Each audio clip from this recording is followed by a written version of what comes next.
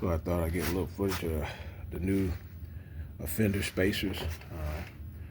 This one's up for debate. I'm still kind of just doing everything they told me. Clear it up. I got those going from the back to bottom.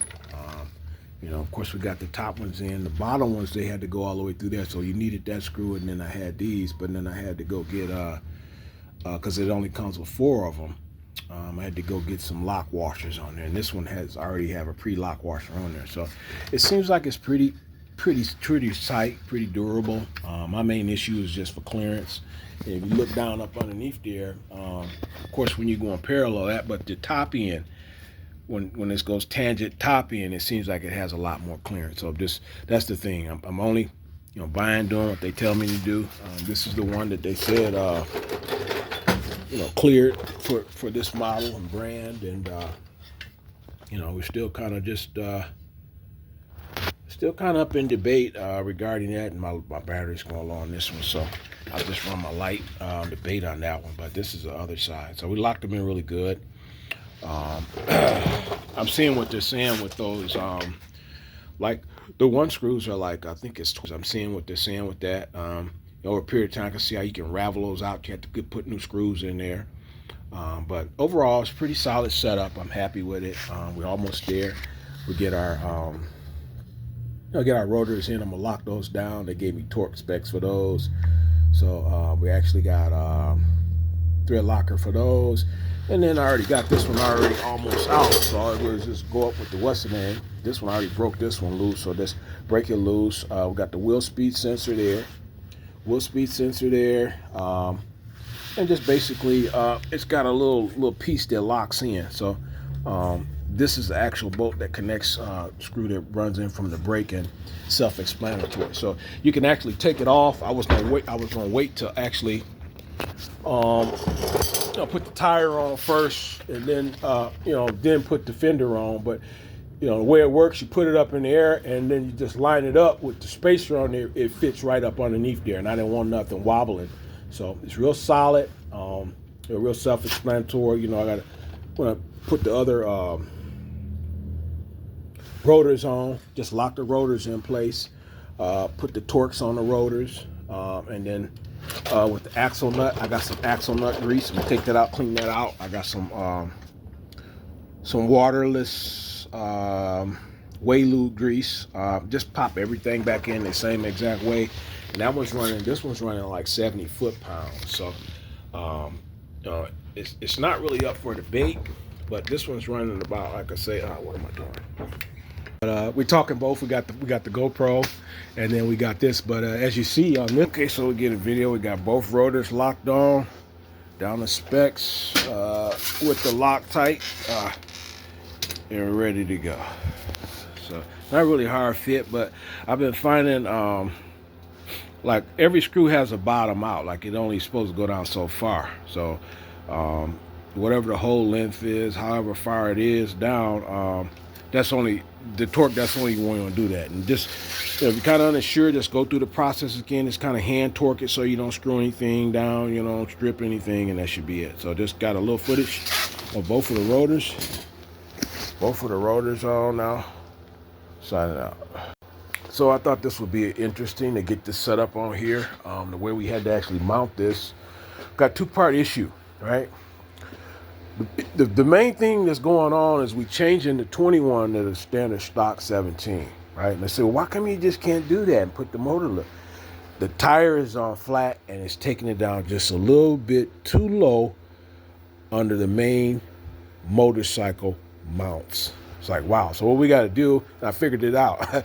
I'm telling you, industrial engineering really helped me, because it planned, fit, and function, tolerance, you name it, anything that's the numeric functional. It's like a functional fit, something that works. It always pops in my mind. So that's why I always think through it. And I'm like, I was out here before, and I had to actually with the stand, I had to put a brace stand. So a lot of times with those stands, they'll kick back in. Like, you got to really be careful with any, like a bike like that, or a big bike like a hog, because of the weight limit. See, well, when you get to working with it, you got to be careful that it's stabilized. But like with this, if I pull it up, The way the stand go, it's real iffy. I'm gonna get a dual stand on it soon, but it can kick back in and it can fall, right? So what I got is I got a bungee cord up there, so holding that, so it's always gonna lock it in place. What we're gonna do is I'm gonna pull this back, basically back. See how you pull this all the way back? Hold on. This is how it's gotta go. It's gotta go this way, because if you don't, it won't work. You say, what happened? And then I got to keep that like that, so I'm not going to hold it up. So, but what goes on is you hold it up like this, and basically, once I hold it up, I just got to pull the straps back so that it holds it up parallel. So going back to the video, once I got this support, see how it's level now, it's straight up off the stand, I can lift it up a little bit because of course the tire is too low.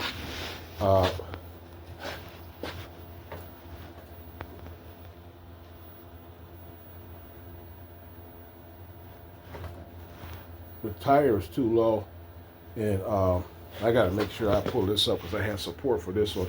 I'm gonna pull that up. So I got to do two other things, but then it'll allow me to get the stand up there enough.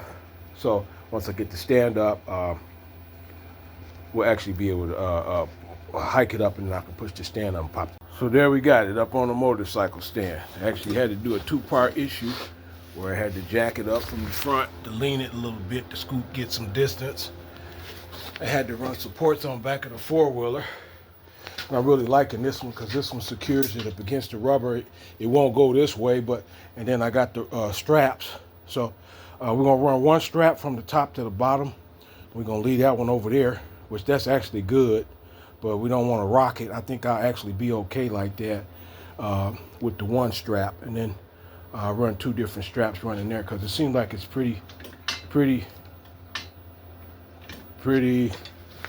I want to say that before I say that, I'll get to rocking. So I want to most dirt for surely say you need that on there. So I'm gonna get everything swishing down real good, but so don't let it slide. And then you don't want to actually push the down support on there. So we're almost there. Got the front lug all out. Pop that out and we'll be ready to rock. So I'll give a little footage when I get done with the second part, signing out. So get the little footage on this, getting ready to assemble the new one.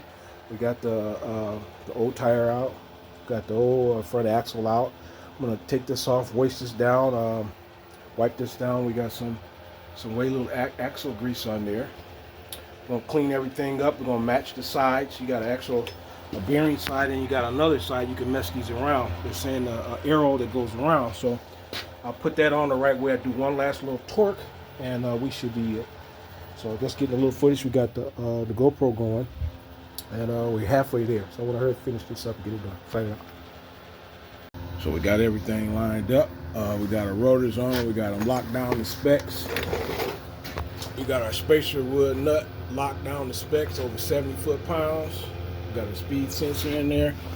We got a spacer in there. This pretty much goes down one way. We got our distance from left to right, and everything is in there. We got our brake pads and the pads. So it's pretty good. They got a substantial amount of good wear on them, but pads aren't hard. I can change those over. So just want to get a little pre-footage prior to me actually locking the rotors down. Not the rotors, but the brake calipers down and getting them the specs. Signing out.